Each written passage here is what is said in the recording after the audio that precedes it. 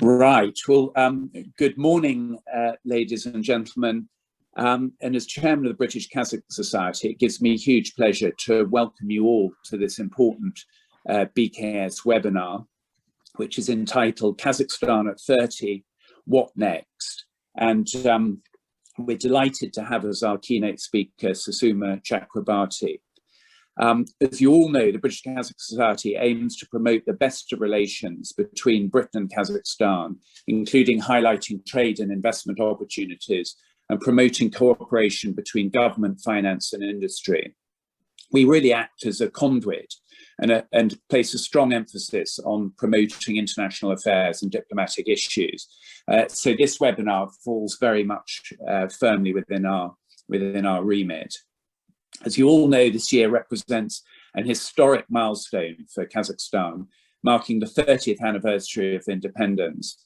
And the transformation of the country over that period really has been extraordinary, and the future of the country is very close to all of our hearts. As I say, we're thrilled to have Sir Suma Chakrabarti as our keynote speaker. As you all know, he's had a very distinguished career. He was the 6th president of the EBRD and served 2 terms, having been elected to the post by the EBRD board in both 2012 and 2016. And before becoming president of the EBRD, he was a senior civil servant in the United Kingdom, serving as the permanent secretary at DFID and also the Ministry of Justice. And he now holds many important appointments, including being a special advisor to the president of Kazakhstan. Our second speaker is Erlang Idrissov, His Excellency Erlang Idrissov, who you all know, very distinguished ambassador for Kazakhstan. He's served twice as foreign minister and has been a really strong advocate for Kazakhstan on the world stage. So Erlan, we welcome you to this webinar. Our moderator today is Mark Beare, who is co-founder of 7 Pillars Law. He's got very wide experience of international law and was appointed to the International Council of the Supreme Court of Kazakhstan in 2016 and has played a very, very active role in the development of the Supreme Court and the AIFC. So from the BKS, I welcome you all and have great pleasure in passing over to Mark, who's going to moderate. Thank you. Thank you very much indeed, Rupert, and it's a great pleasure to be here. Thank you to everybody for joining, and thank you particularly to the British-Kazakh Society for all they do to promote links between the 2 countries and everybody who works so hard in that regard. And today is an absolutely wonderful example. We have the Kazakh ambassador to the United Kingdom, followed by the advisor to the president of Kazakhstan. It gets no better than this in terms of relations between the countries. And today, ladies and gentlemen, is under the Chatham House rule. If anybody objects to that, please would they leave the conference now. The Chatham House rule means that you can attribute, you can say and repeat everything you hear on today's Zoom call, but you mustn't attribute it. So you can say, oh, I heard a wonderful introduction, but you can't say you heard it from Rupert Goodman. Talk as much as you like about 7 Pillars Law, though, the greatest law firm in Central Asia, at least as far as I am concerned. So that's the Chatham House rule. Now, a couple of other things about Sir Suma. One, he went to the #1 university in the world, Oxford University. I say that because I also went there. I was very sorry to hear that Rupert went to Cambridge, but we can't all be #1. And relationships between Oxford and Cambridge and universities in the UK and Kazakhstan are growing ever stronger. In addition to the many positions that Rupert introduced Sir Suma with, he was also in charge of central performance and innovation for Tony Blair's government. And that meant that innovation was to be deployed across government, that promises that government departments made were to be met, that implementation of innovation was to be monitored, and I wonder to what extent there are parallels with what Sir Suma is doing today elsewhere. We have a number of questions which have been sent in, but if you do want to ask further questions of anything that comes up in today's talk, please leave them in the chat or Q&A box, and I'll try and get to them at the end. It gives me enormous pleasure to hand over to His Excellency Erlang Idrissov for the introduction to Sir Suma. Mark, thank you very much. Rupert and everyone in the society, good morning. Thank you for this great opportunity. I'd like to welcome also the very many attendees who are watching our webinar. Let me first of all, Sir Suma, once again express our sympathy with you. You recently lost your father, and unfortunately you lost your father to this very ugly virus. We are also so sorry what happens today in India, the country which is very dear to you. Of course, we wish every success in this recovery. We wish every success to your mother. Unfortunately, we are now more than a year into the pandemic, and the very unexpected race between the virus and the vaccine is going on in all the countries, including in Kazakhstan. We try to cope with that situation, but it is difficult. And as the head of the World Health Organization today warned us at their annual session that the fight is not over. With this virus, new viruses may come by, more dangerous, more poisonous. So we have to be alert, and health, global health, at global level, national level, regional level becomes a topic number one. Therefore, I think that we all have to, politicians at all level, practitioners at all levels should join their efforts to build and to look into and build a very resilient, sustainable, green, healthy, post-pandemic world. That's a top priority for everyone. I'm very glad that today we have yet another webinar. This is our fourth webinar of the Kazakhstan at 30 series. This is a very good initiative between the British-Kazakh Society and the embassy. I'm very happy that this series is going proactively. We choose different topics. We have very nice speakers. Today we have an excellent speaker in many capacities. Actually, it's very difficult to tell how many hats Sir Suma has. As Rupert said previously, he was the head of the EBRD. He showed a very outstanding, distinguished service there. During his tenure in EBRD, he oversaw a major reform and modernization of the organization.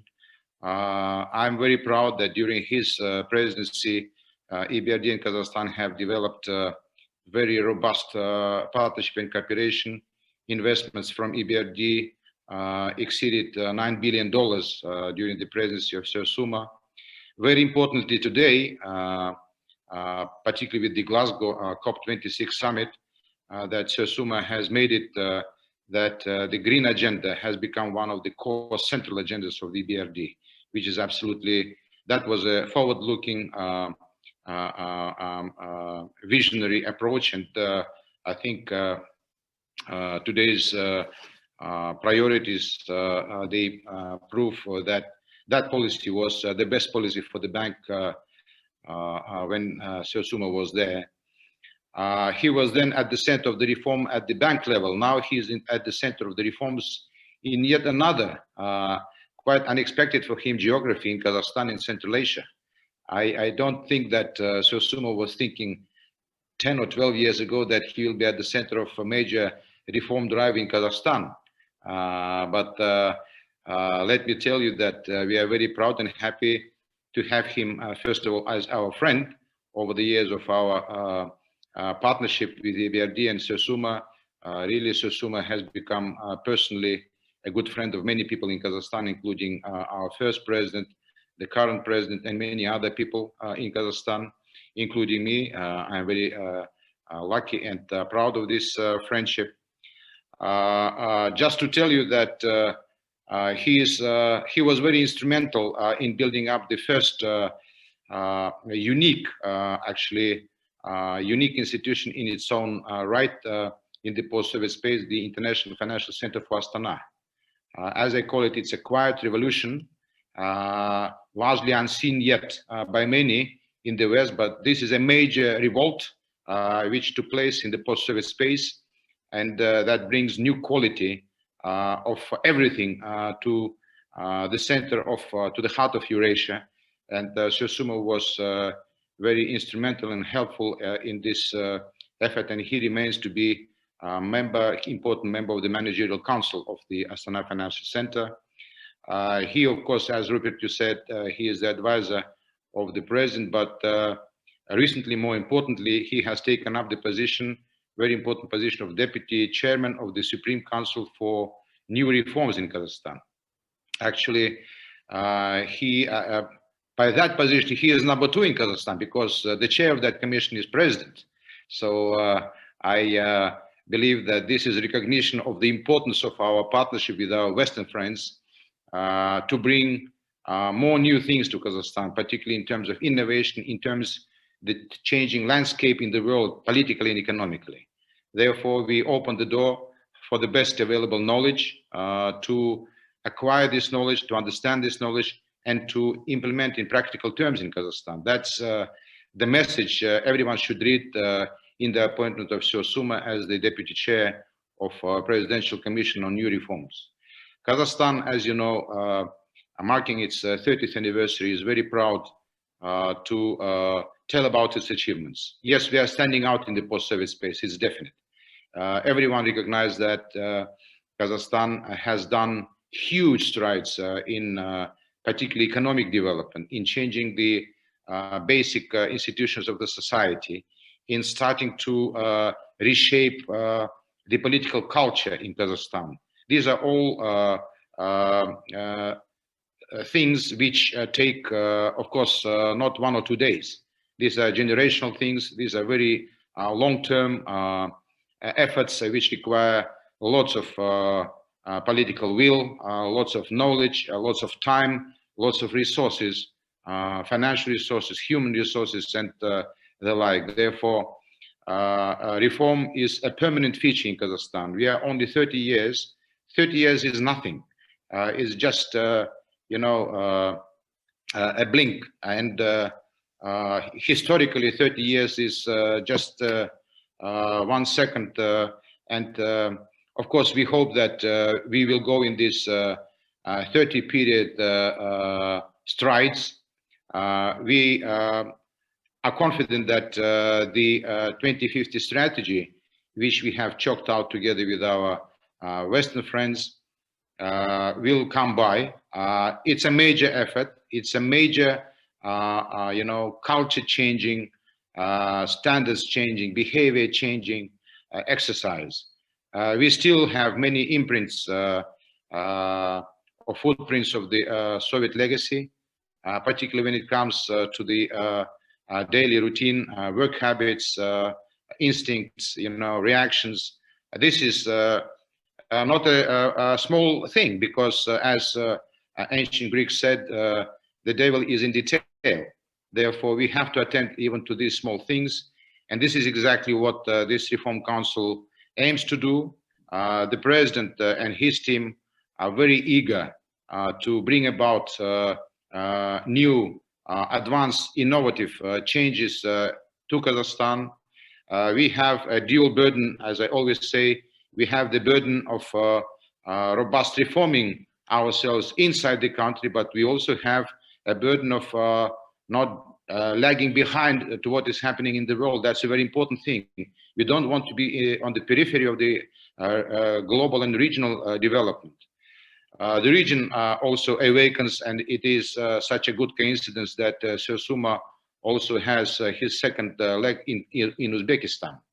Kazakhstan and Uzbekistan are two driving powerhouses of Central Asia. I think there is a good chance with the visionary approaches of the presidents of Kazakhstan and Uzbekistan and other leaders of Central Asia to bring this region as a united community of like-minded political entities and economic players. That's a very important thing. Geography and the sky has placed it at the very heart of the huge mass of land. This mass of land has a destiny, so we have to be up to this destiny, but we have to do a number of rectifications, as I did to a rectification to my neck. We have to do lots of rectifications still at home, and key elements are important. Of course, knowledge is very important. We have to understand what we do. We have to understand for what we do, for what purpose we do, what is the ultimate goal of these efforts. And we have to have brains and hands to do this. That's the most important thing. And if we have the knowledge and if we have the brains and hands, I think other resources and other elements, ingredients of this effort will come by. Therefore, we are happy and lucky that Sir Suma is with us. I wish you every success in your endeavor in Kazakhstan and Uzbekistan and Central Asia. And of course, I look forward to to hearing your insights about what's going in Kazakhstan. Thank you very much. Well, thank you very much, Erlan, dear Erlan. You're a hard act to follow. I'm going to have to give it a go. And thank you for your condolences on the loss of my father as well. My mother is doing well now, so that's good news. Well, thank you also, I think, to Mark and Rupert, particularly to the British-Kazakh Society, I must say. It's wonderful to have this opportunity to talk about Kazakhstan, a country that I dearly love, and a region that also I dearly care about as well. I'm going to talk about the future, the present and the future, but let me start just a little bit about the past, because I want to just set the scene. If you go back to December 1991, Kazakhstan's independence, it was, you know, one could not have said at that time that so much could have been achieved in 30 years, but a huge amount has. It's a tough neighborhood. You have Russia and China, you know, and Kazakhstan is right in that sandwich there. And you had at that time Russia imploding, particularly politically and economically as well. But if you look now over the 30 years, it's quite astonishing what Kazakhstan has achieved. First of all, and I think in many ways the most important thing, it has established its independence completely. You know, it's seen as a very sovereign country, wonderfully led by the first president, I think, over that time. It has also got stability in a region which is quite unstable, if you look at some of the other Central Asian countries as well. And it has progressed economically really, really rapidly, so that it is now an upper middle income country. And we're actually discussing, in a way, it's a nice problem to have, some of the problems and stresses of being an upper middle income country, wishing now to be an even higher income country and a member of the OECD in the future. All of that could not have been possible, I think, without the leadership, the foresight, vision of the first president. And I think he deserves enormous credit, actually, for the way he led Kazakhstan over those years, and also in the way he judiciously has handed over to the second president as well. I think it's an incredible story of leadership, actually, that deserves telling more and more in the West than it has been. So I start with that. Now, the country remains extremely ambitious about the future. It has this 2050 plan, which the first president signed off a number of years ago.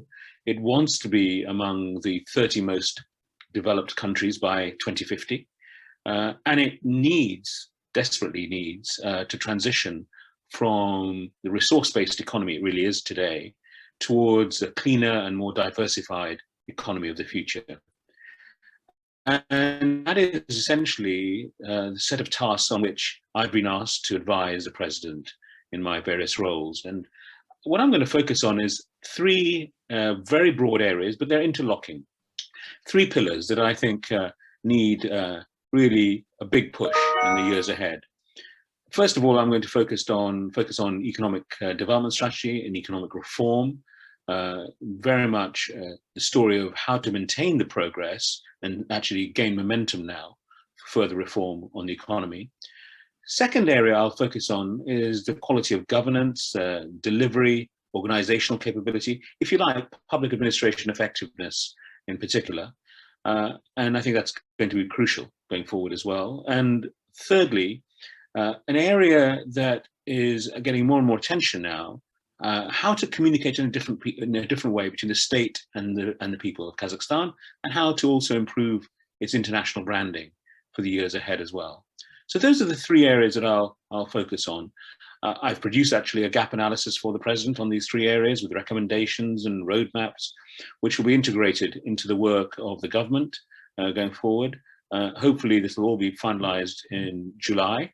And there are actually 23 areas of focus. So I won't labor all 23 areas, you'll be glad to know, but I will touch on a number of them, and in particular spend some time on the first pillar, as I call it, on economic development strategy and reform. I think Kazakhstan, I think it'd be fair to say, is a country which has enormous number of documentation, in terms of national development strategies and so on. It's never lacked a lot of documentation on that. It has hired consultants in the past to do a lot of that work. And we have this 2050 strategy. We have national level priorities through to 2025. We have a national development plan now also signed off through to 2025. There's a plan for a territorial development plan focusing on the regions, the comparative advantage of each region as well. There are also sector development concepts and also national projects as well. One has a slight worry with this, which is a sort of planitis, as I call it. And documents are all very good, but the key thing here, and one of the first recommendations I've made, is to have some coherence. And I think the creation of this Agency for Strategic Planning Reform, the Supreme Council, will bring that coherence that has been lacking sometimes in this planning, blitz of planning, as I call it. So the key point that I think observers of Kazakhstan should look out for in the future is the annual speech made by the President in September, where we will aim, all of us working with him, to try and bring together all these strands into a coherent set of outcomes that the state should be focusing on in future. And every year, we will use that set piece event to try and also report on progress and be honest about progress as well, where things are working well, but where also things are not going as well as we hoped, and what we need to do as a country to improve matters further. So that's going to be quite an important event from now on. And I think it is something that I think international observers should really focus in on for their analysis. Of course, the most important agenda in economic development strategy for Kazakhstan is diversification. And this links very much to productivity as well. And if you look at the data for Kazakhstan, it's quite interesting that something like 63% of 64% of the GDP is oil and gas. And it has been around that number for a long time. And this really means that, the lack of growth engines outside of hydrocarbons means that investment and employment patterns have tended to follow oil price swings. And that has, I think, contributed to a gradual, but cumulatively quite sizable weakening of potential output over the past 2 decades. And in some cases, in some years, productivity growth has actually even been negative. So faster productivity growth in the economy is going to require a significant boost to efficiency gains in a number of other sectors through technological innovation, and also much more efficiency in a number of sectors as well. Because Kazakhstan needs now to move towards new, higher value products, and it needs to increase the knowledge value of its export base relative to its competitor economies as well. This is quite an urgent task, I believe. Kazakhstan, those who know the oil and gas industry there, Kazakhstan is actually very expensive relative to other countries in terms of exploration and extracting the oil and gas. So these oil companies have other places they can go to as well. They often talk about DRC or Brazil as being markets which are cheaper for them in many ways. So it's very important to continue, of course, the production of oil and gas for as long as we can in Kazakhstan, but also shift the economy away from oil and gas towards other sectors. And I think particularly agriculture, tourism, logistics hub, given its location between Russia and China, and increasingly many Western companies not wanting to locate in either Russia or China. Actually, Kazakhstan has potential as a logistics hub as well, I think, as well. Of course, all of that diversification, I think, requires a serious look, I think, at the industrial strategy, diversification strategy as well, building on the analysis of a number of existing reports that have already been done as well. So one of my top recommendations to the president and to the government is to prepare now a overarching industrial and diversification strategy, linking the two together rather than doing them separately. I think also we need, as part of that, to identify Kazakhstan's comparative advantages. And this is something that the World Bank and others have been focusing on. I think we need to use that work to work out exactly where does Kazakhstan have comparative advantage compared with other upper middle income countries in particular. We need, I think, also new strategies in those key sectors which are the most promising for diversification. Now, I mentioned agriculture and tourism in particular as, I think, you know, something that is an obvious area, I think, for Kazakhstan to move into.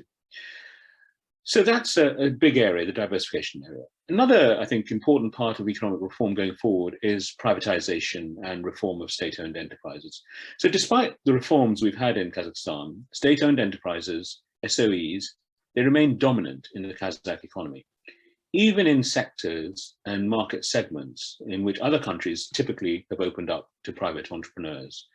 And I think such a high presence of state ownership actually poses a number of considerable challenges to economic development. First and foremost, it actually holds back the development of a private sector because these SOEs actually have privileged access to government, so they can influence competition policy. They can also get access at below market rates to credit, and so on. And this basically crowds out the development of a private sector as well. So I think that's a fundamental thing that we need to move on. And I think privatization now needs to be pursued in a very determined fashion in Kazakhstan. And both the first and second presidents have said they're very much up for this. And I think that's really important to now push ahead with as well. But we also, I think, need to reform those state-owned enterprises to make them fit, if you like, with better governance, fit for the privatization. We also need to have more competition because we don't want to turn existing SOEs into private sector monopolies in their areas. So I think that's also very important. And as part of this, as many of you will know, there are three very large holding companies in Kazakhstan, Samruk-Kazyna, Kazagro, and Beare, and along with their subsidiaries, and they virtually control most of the important economic sectors, such as energy, transport, public utilities, SME finance, agricultural finance, and product development. And I think these three entities also now need to be looked at, to be reformed, to have improved corporate governance and decision-making, and to push together with the government for reform. And I think that's going to be very important now in terms of getting the momentum going as well on privatization as well. So we have now a list of assets for divestment that was approved in principle back in January by the Supreme Presidential Council for Reform. But we now need to develop concrete plans, dates, and details and timelines really to move ahead with this privatization agenda. So I have been recommending the presentation of a privatization plan with a detailed work plan for progress on privatization. So we actually turn words into proper actions, I think, as well. And we need to make sure there's a proper, transparent process for these privatizations as well.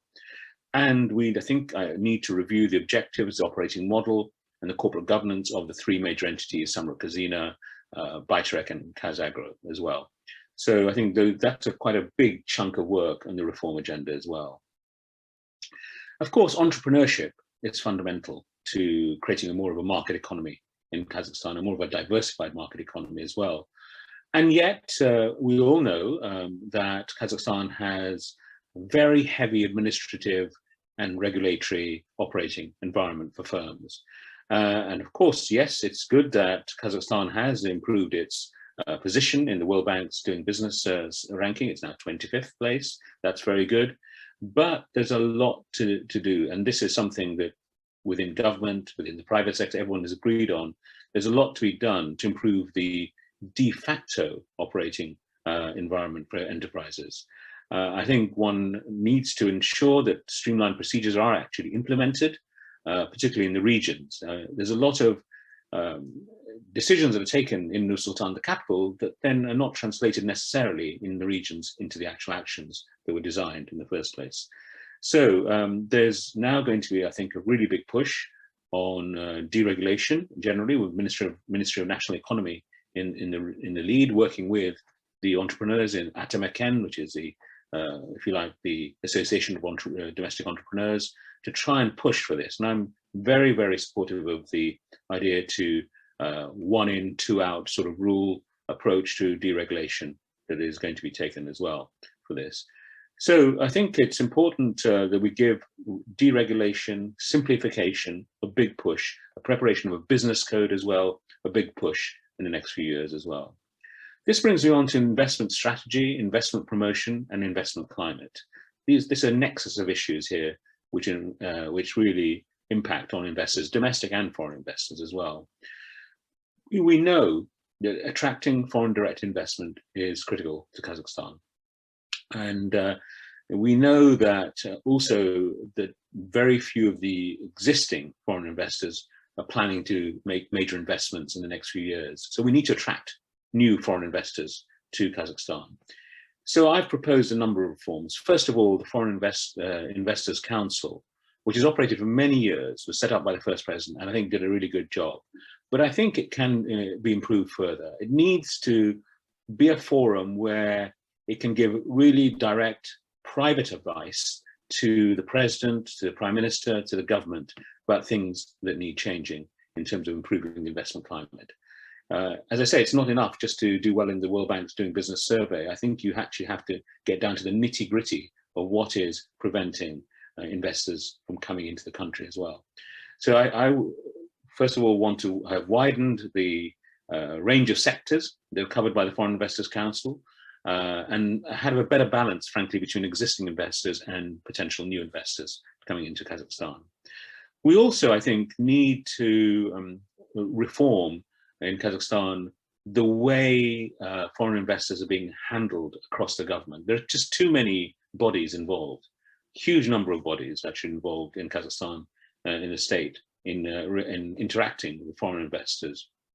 The government recognizes this and is going to try and bring some order and discipline to try and actually bring investors into a more streamlined process in the way they interact with government as well.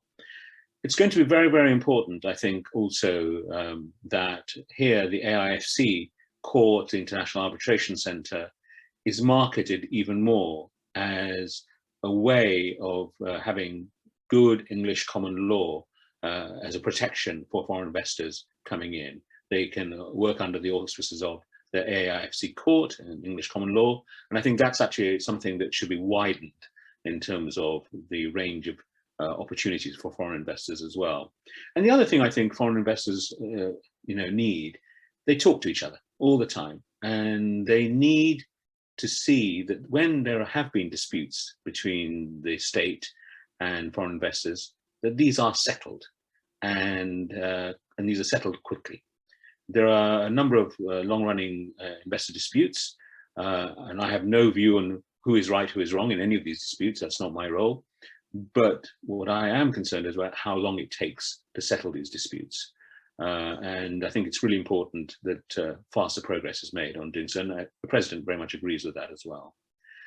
So that's some of the advice that I'm giving on investment, if you like, as well. I would say the same on trade policy, export promotion. Here again, I didn't know, despite my many years of working with Kazakhstan, Erlan, the ambassador, probably knew this, but I didn't know this, that there are 7 export promotion agencies in Kazakhstan. Most countries can do with 1. So why we have 7 in Kazakhstan is a mystery to me. But I think there's recognition that we need to do better to actually have a coherent approach to export promotion and bring it together in one sort of, at least, if not one institution, at least with some overarching policy approach to export promotion and trade as well. So I think that's going to be very important as well. On the financial and capital markets development and the AIFC, I think this is an area that is can be regarded as a bit of a key constraint, the capital financial market side to economic development in Kazakhstan. We need the banking sector, we need financial institutions to play more of a role in market-based intermediation of funds to the private sector players in the real economy. And this is really rather fundamental. There have been very good asset quality reviews and others which have actually started to reform the Kazakh banking sector. However, the statistic that has always worried me is that EBRD's portfolio in Kazakhstan is only 5% in the financial institution sector. Normally, EBRD's portfolios in other countries are around, in the FI sector, is around 20–25%. It's very low. And so further reform in Kazakhstan is required in the banking sector, I think, as well, to do this. I think the AIFC has proven very successful in launching modern institutions, establishing a legal and regulatory framework that's trusted internationally, advancing the rule of law, and generally attracting domestic and foreign institutions. It has very high quality professionals as well. And it offers, but not yet delivers, global visibility for the country. Mark Beare wrote a very good article recently in the Astana Times about this. I mean, its success is too hidden. AIFC's success needs to be better known, needs to be better marketed. And I think this is something that I believe we should really focus on in the future as well. So turning also to a point that the ambassador made is in the economic reform agenda, is the fact that Uzbekistan has been a sleeping giant for 25 years and has now woken up, and with a new president, and President Mirziyoyev is very keen to have far better economic and political relations in the region. So this is an opportunity. The two economies are actually quite complementary. And so I think one of the things that we should be looking at, both Kazakhstan and Uzbekistan, is more economic cooperation, a creation of more common economic space. I'm particularly keen on one idea, which is to support trade in the Tashkent-Shymkent-Turkestan corridor. I think this is a real opportunity for both countries. I think other things can also be done, collaboration and harmonization on certifications, Aral Sea, joint work around that, joint tourism programs as well. I think a huge opportunity now. And I would like also to see the AIFC become more of a Central Asian international financial center, with its headquarters still in Nur-Sultan, but encompassing Uzbekistan and other parts of Central Asia as well. So there's an opportunity there, I think, to really move forward as well. Now, you can't really discuss Kazakhstan oil and gas economy as it is without discussing climate change and renewable energy. I think it's it's wonderful that the president set this very ambitious goal of carbon neutrality by 2060, and there's other green economy transition targets, a 25% reduction in energy intensity by 2025, 50% by 2050. These are bold, ambitious targets, and they'll be very helpful in the context of the COP26 later this year in Glasgow. But they are ambitious, and if you have ambitious targets, one needs an ambitious strategy and delivery plan to actually deliver on this ambition. And I think here there's a lot of serious work that's going on right now in producing a new strategy, which will be focusing particularly on renewables, I think, but also there's some interesting and difficult question coming up on nuclear for the country as well. And that is not resolved. It's a continuing debate, understandable, and has protagonists and antagonists as well in that debate.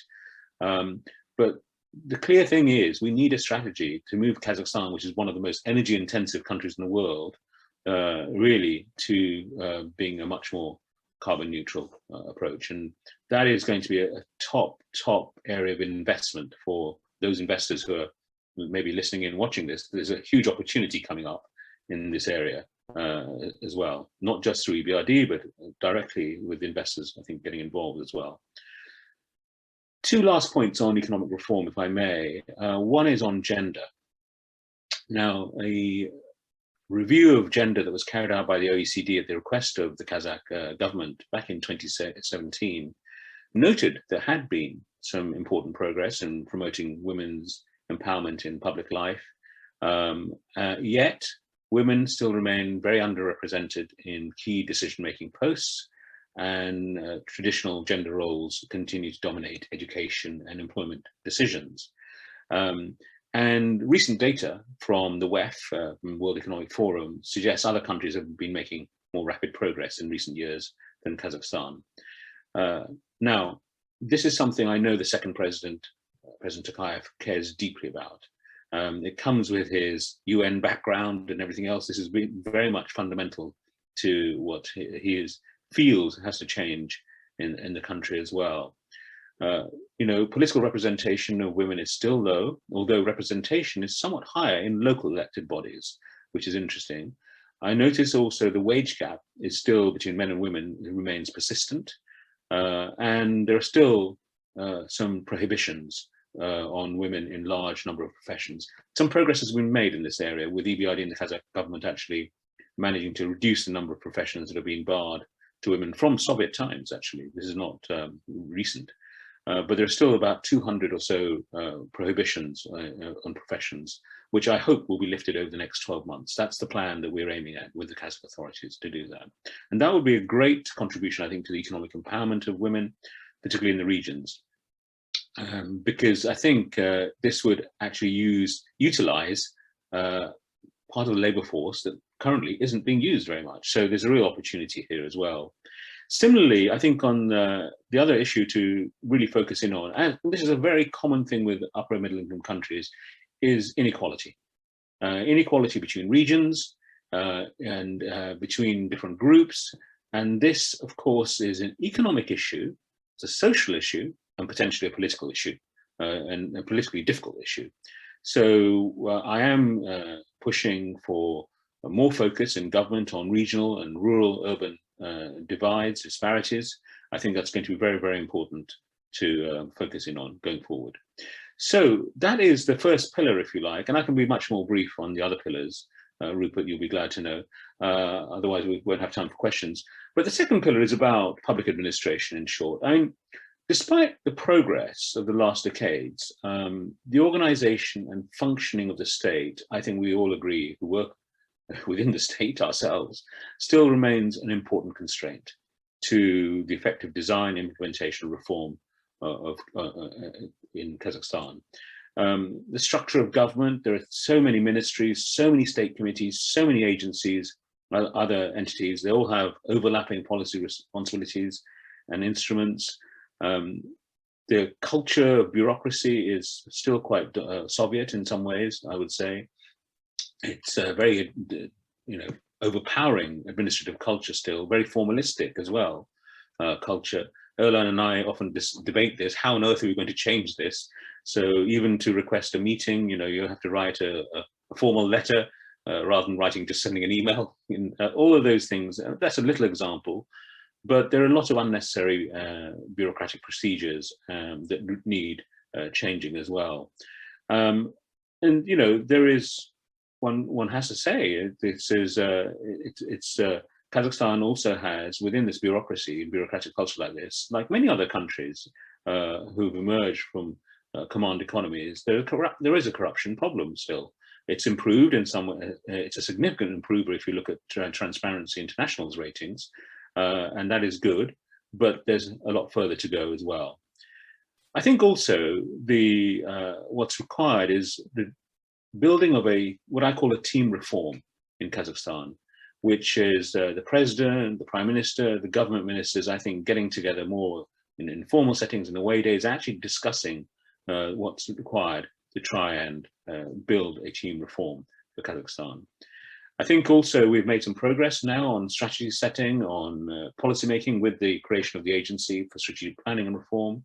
I think with the Supreme Council on reform, that is actually, I think, moving in the right direction as well. So that strategy setting process, I think will be a lot better. But, you know, if I was to use some of the lessons from around the world, I think what we need to do much more is to have a focus on building a professional civil service in Kazakhstan. And there is a new concept on public administration development, but it needs prioritization and an action plan and a timeline for implementation as well. I think that's going to be very important. I think it's important to be clear about who's a civil servant, who's a political appointee, I think as well. I think we also need to evaluate some of the recent schemes on recruiting high-performing individuals. I would also, and this, I know many Kazakh staff in public administration would welcome this, the establishment of a proper 5-day, 40 hours a week approach. People are not productive when they're working 7 days a week and sleeping very little and seeing nothing of their family quite often. This is not a productive way to go forward.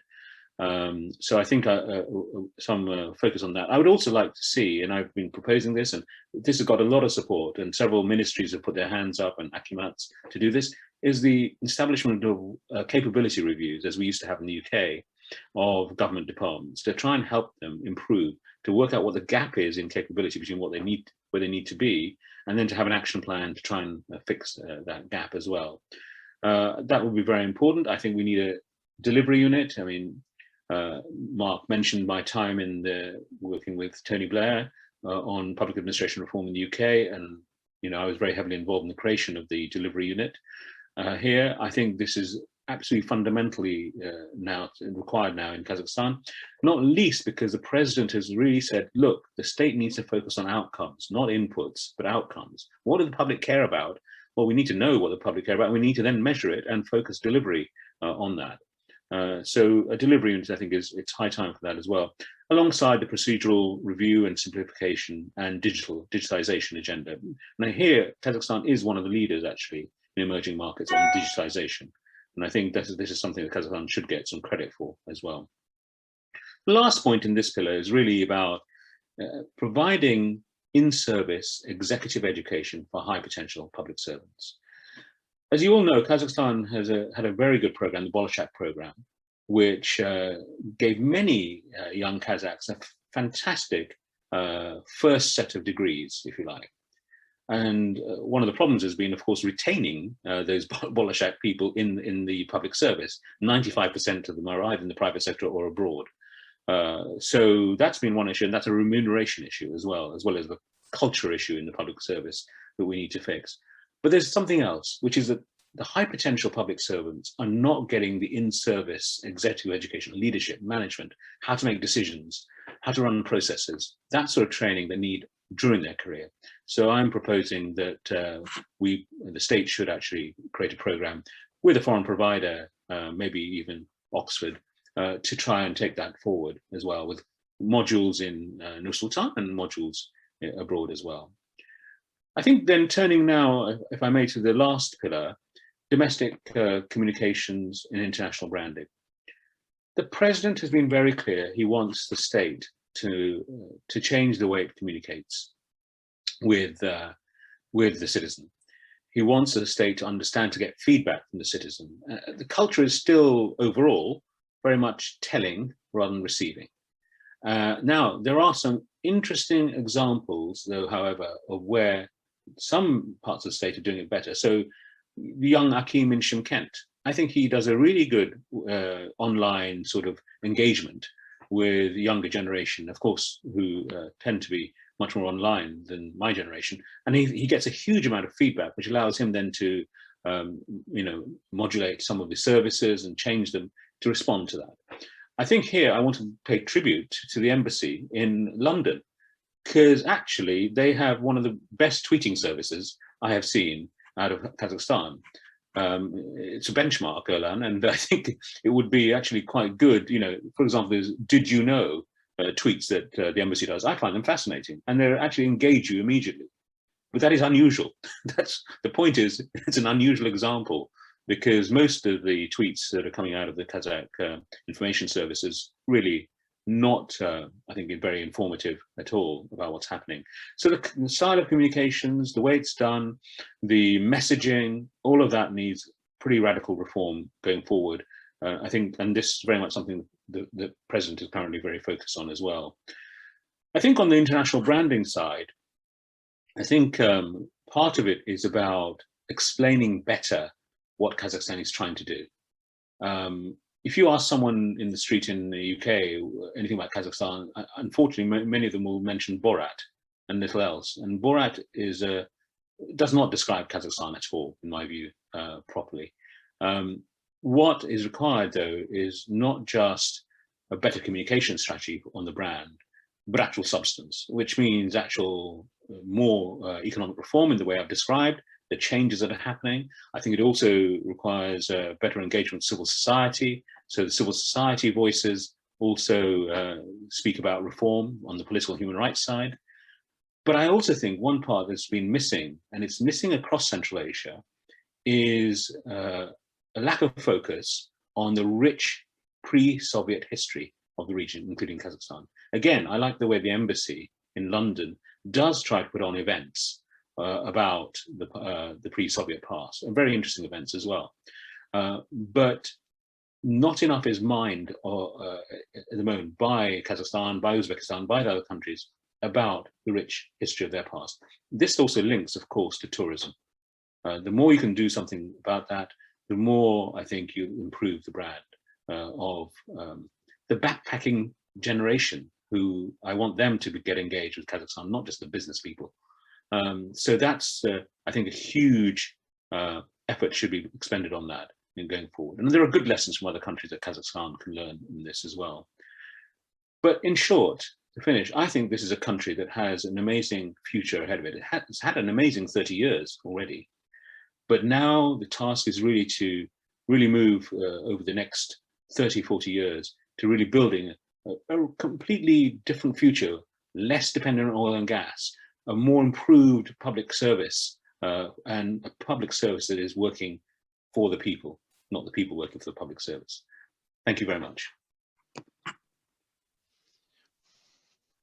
That was absolutely fantastic, and what a whirlwind! What an absolute whirlwind! Thank you very much, Sir Suma. I'm in the unenviable position of having far too many questions and far too little time to address them all. So I'm going to throw three at you, if I may, which hopefully covers some of the areas that you've put forward.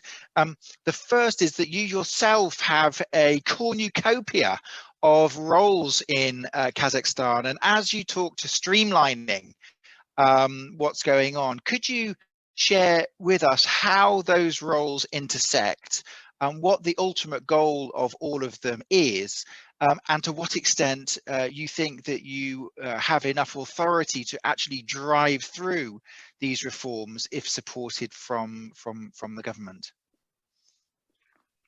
Okay, thank you very much. Well, you're right, and I think someone said I have a number of hats, so I could open some sort of hat shop probably. Role number one is advisor to the president on economic development and effective governance. Role number two is deputy chairman of the Supreme Presidential Council for Reform. Role number three is deputy chairman, again to the president, as chairman and deputy chairman of the Management Council of AIFC. And role number four is chairman of the Consultative Committee on Effective Macroeconomic Policy. All these roles are interconnected. Basically, they're connected through the three pillars that I mentioned. Economic reform is at the heart of them, and also improving public administration, and then the communication and branding side. To give you a concrete example, I think Kazakhstan, and this, building on the AIFC, I think AIFC is absolutely fundamental to the future economic progress of Kazakhstan and potentially the region, actually. And so in my role as the AIFC deputy chair, I can link its progress to the economic reform agenda, to the communications agenda, but also, interestingly, to the public administration agenda, because the AIFC has already adopted many of the management ideas that I've set out. it's an oasis actually in Kazakhstan in terms of good public administration.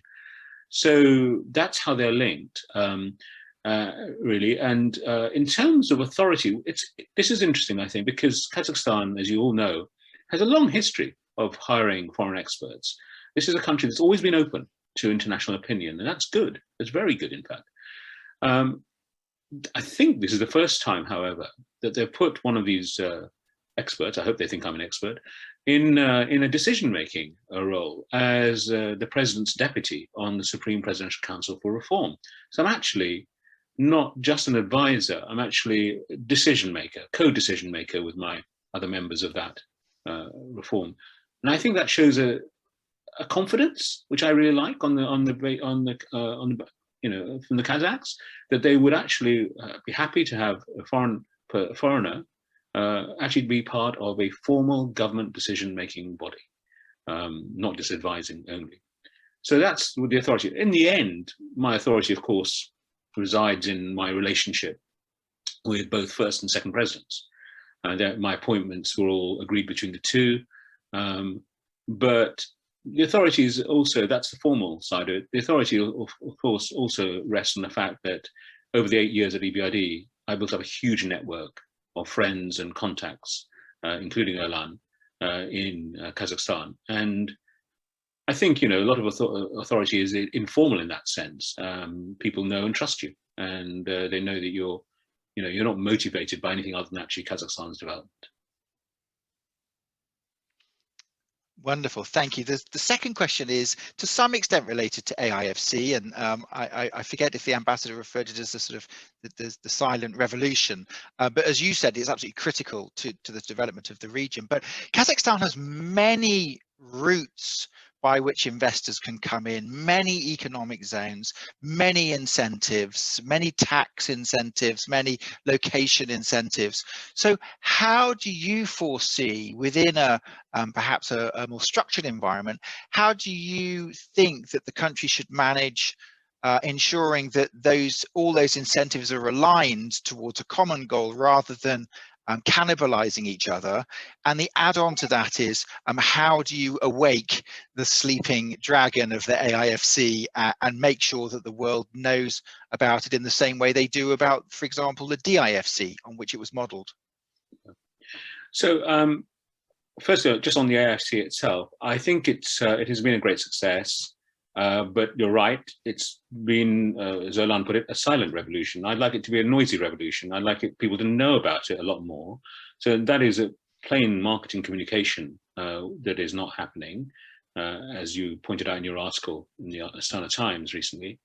But I think also for the AIFC to develop further, we need actually more joined up government. So AIFC needs National Bank, the central bank, the Agency for Financial Regulation, to be working also together with the IFC. In the way in Dubai and in Abu Dhabi, there is actually a sort of formal approach whereby these institutions get together to make sure that they're actually pulling in the same direction.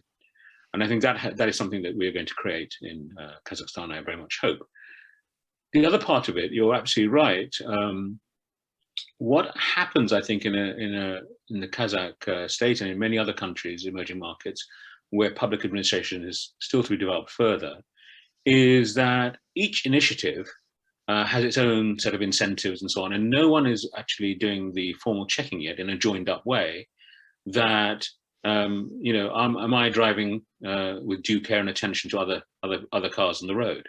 And so you can sometimes, I think investors sometimes think, well, is the special economic zone giving me a better incentive than the AIFC?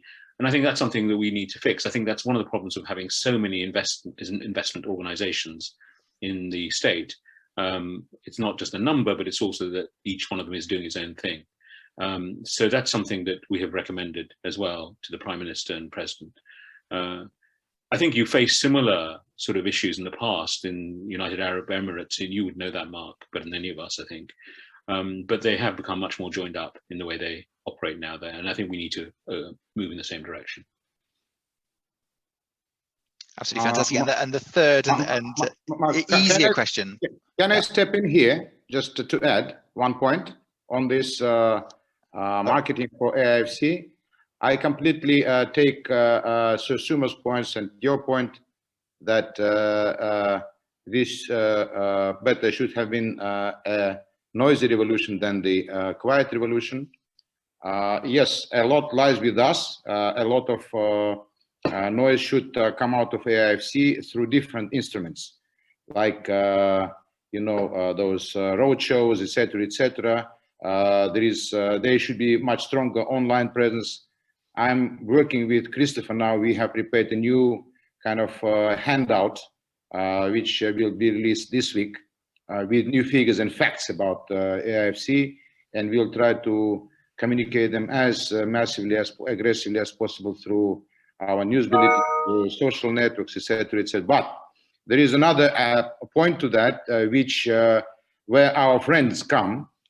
The point is that still our part of the world is under the stereotype of being a post-Soviet bloc. And as such, nothing reliable, nothing trustworthy and good is able to come from that space. So still those stereotypes are prevailing, particularly on the streets. If you go and ask people, do you believe that there is an English law in the post-Soviet territory? They will say no. So we have to work with the stereotypes, and I think our Western friends at official and non-official level, business level, should also spread the word. It's a matter of spreading a word. That's very important. I remember when Boris Johnson, when he was foreign secretary in 2018, I came 2017, he had his annual diplomatic reception in Lancaster House, and in his welcoming address, he, among other key important elements, he mentioned the establishment of the Astana Financial Center. That was a word which, everyone was immediately looking at me, looking for me. I was so proud that Foreign Secretary of UK makes in his annual report statement mentioning of the Astana Financial Center as the key achievement, not only for Kazakhstan, but for us and for the rest of the world. Therefore, let me, using the opportunity, I can see that there are so many foreign attendees of our event. The power of the spread the word is important because stereotypes still prevail, as Soviet culture, still clings to us in many ways. In the same way, Western stereotypes of the Soviet Union and post-Soviet kind of fears, they prevail also. We have to work with them, and here our Western friends, our foreign friends, should have a lead with us. Thank you. Thank you very much, Erlan. I think that although I was going to ask 3 questions, I'm going to do like any good lawyer who can't add up. I'll think that 2 is sufficient, and hand over to Rupert to wrap us up. Mark, thank you very much indeed. A brilliant piece of moderation there, and I'll forgive you your Oxford degree. Could I also thank our directors, Roger Holland, Jeffrey Temple and David Skeels, who really brought this webinar, BKS webinar, to fruition, and for organising a stellar array of speakers. And thank you to our membership secretary, Alijan, who does so much behind the scenes. Particular thanks to Erlan for being here, and the embassy, which has been so helpful in putting this webinar series together. So thank you, Erlan. And really huge thanks to Sir Suma. You've been a very distinguished speaker and have provided really wise strategic insight for us this afternoon and this morning. And I really feel that the Republic of Kazakhstan is in very good hands with you, both advising and, as you point out, deciding as well, or being involved in the decision-making progress. So thank you so much. And I know Mark's there were many other questions, so maybe we'll have to have a follow-up event at some point. But thank you, Sir Suma. Thank you also to all our viewers, and please do do look at our website. We obviously aim to communicate all that's best of Kazakhstan, talking to your point on communications.